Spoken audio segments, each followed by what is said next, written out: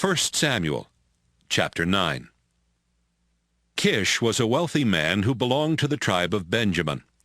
His father was Abiel. His grandfather was Zeror. His great-grandfather was Bichereth. And his great-great-grandfather was Aphiah. Kish had a son named Saul, who was better looking and more than a head taller than anyone else in all Israel.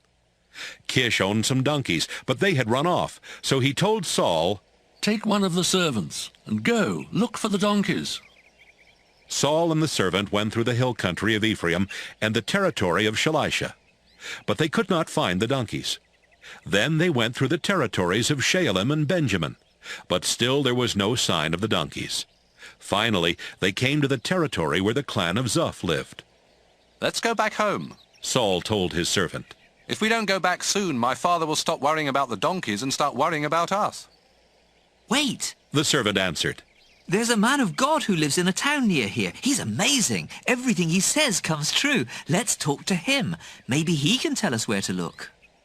Saul said, "How can we talk to the prophet when I don't have anything to give him? We don't even have any bread left in our sacks. What can we give him?" "I have a small piece of silver." The servant answered. "We can give him that, and then he will tell us where to look for the donkeys." "Great," Saul replied. "Let's go to the man who can see visions." He said this because in those days God would answer questions by giving visions to prophets. Saul and his servant went to the town where the prophet lived.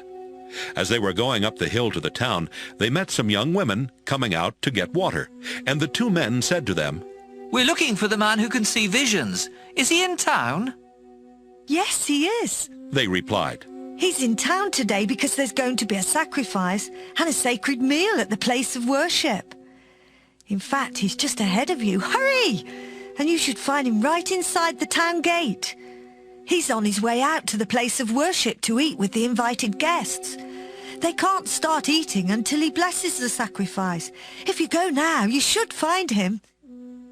They went to the town, and just as they were going through the gate, Samuel was coming out on his way to the place of worship. The day before Saul came, the Lord had told Samuel, "I've seen how my people are suffering, and I've heard their call for help. About this time tomorrow, I'll send you a man from the tribe of Benjamin who will rescue my people from the Philistines. I want you to pour olive oil on his head to show that he will be their leader." Samuel looked at Saul, and the Lord told Samuel, "This is the man I told you about. He is the one who will rule Israel." Saul went over to Samuel in the gateway and said, "A man who can see visions lives here in town. Could you tell me the way to his house?"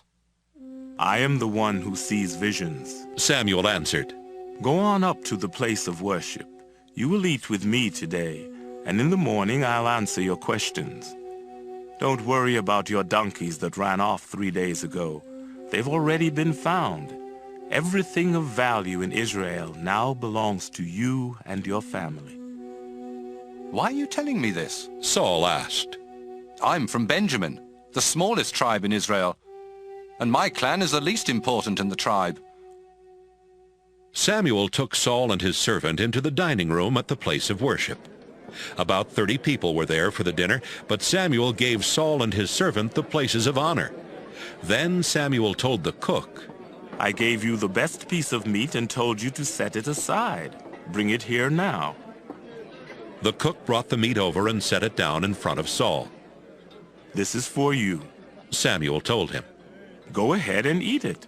I had this piece saved especially for you, and I invited these guests to eat with you." After Saul and Samuel had finished eating, they went down from the place of worship and back into town. A bed was set up for Saul on the flat roof of Samuel's house, and Saul slept there. About sunrise the next morning, Samuel called up to Saul on the roof. "Time to get up. I'll help you get started on your way." Saul got up. He and Samuel left together and had almost reached the edge of town when Samuel stopped and said, "Have your servant go on. Stay here with me for a few minutes, and I'll tell you what God has told me."